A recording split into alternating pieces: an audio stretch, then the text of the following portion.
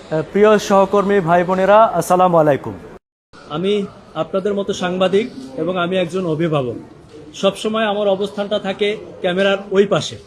আজকে একটা সঙ্গত কারণে ক্যামেরার এই পাশে আমি দাঁড়িয়েছি, কারণ আমি ফিল্ডে কাজ করি, মানুষের কাছে যাই। আমি নিজেও একজন ভুক্তভোগী। আমার একটা সন্তান আছে।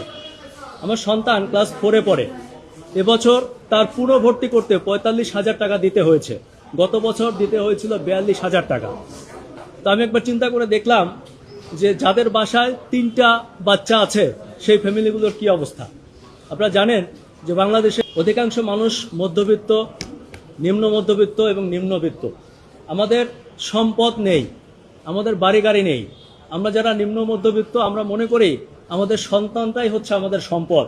এদেশের মানুষ সারা জীবন সন্তানের জন্য সর্বোচ্চ করে। কেন করে? আমার সন্তান একদিন বড় হয়ে আমাদের সম্পদ হবে। আমার সন্তান আমাকে শেষ বয়সে দেখবে, আমাকে খাওয়াবে, পড়াবে। যেহেতু আমার জমি জমা টাকা পয়সা সম্পদ কিছু করতে পারে নাই, আমার সন্তানটা আমাকে শেষ বয়সে দেখবে, আমি আমার সর্বোচ্চ দিয়ে মানুষ করতে চাই। আর ঠিক এই টেন্ডেন্সির কারণে আমাদের মধ্যবিত্ত, নিম্ন মধ্যবিত্ত পরিবারগুলো একেবারে রাস্তার ফকির হয়ে যাচ্ছে তারা পড়াশোনা তো করাতে গিয়ে। কেউ কেউ বলে যে ভাই, ভালো প্রতিষ্ঠানে শিক্ষা গ্রহণ করার দরকার কি?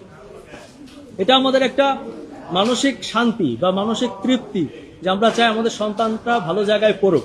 আপনারা দেখবেন যারা বেশি নিম্নবিত্ত, যারা বস্তি লেভেলে থাকে, পাইপের মধ্যে বসবাস করে, আমি দেখছি তাদের বাচ্চাটাকেও সুন্দর ফিটফাট ভাবে একটা স্কুল ড্রেস পরানো হয়।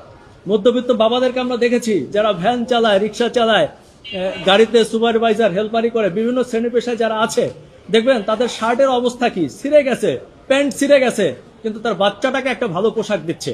এটা আমাদের দেশের একদম রাষ্ট্রীয়ভাবে এমনটা হয়ে আসছে, কারণ আমরা চাই আমাদের সন্তানরাই আমাদের ভবিষ্যৎ হোক। কিন্তু দেখেন, আমাদের সেই সন্তানদেরকে নিয়ে আমাদের এই যে আমাদের এত পরিশ্রম, এত কষ্ট, সেই রিজিকটা প্রতি বছর শোষণ করে নিয়ে যাওয়া হচ্ছে শিক্ষা ব্যবস্থার নামে।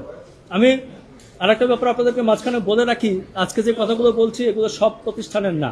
আমাদের দেশে কিছু প্রতিষ্ঠান আছে যারা এর ব্যতিক্রম।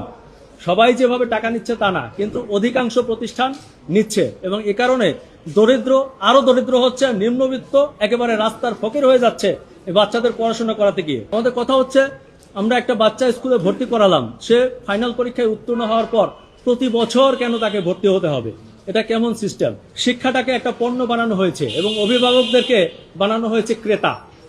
আর এই পণ্য আর ক্রেতার মাঝখানে প্রতি বছর প্রায় 10,000 কোটি টাকার একটা বাণিজ্য তৈরি হয়েছে বাংলাদেশে। এটা আমরা চ্যালেঞ্জ করতে চাই। আমরা সেই চ্যালেঞ্জ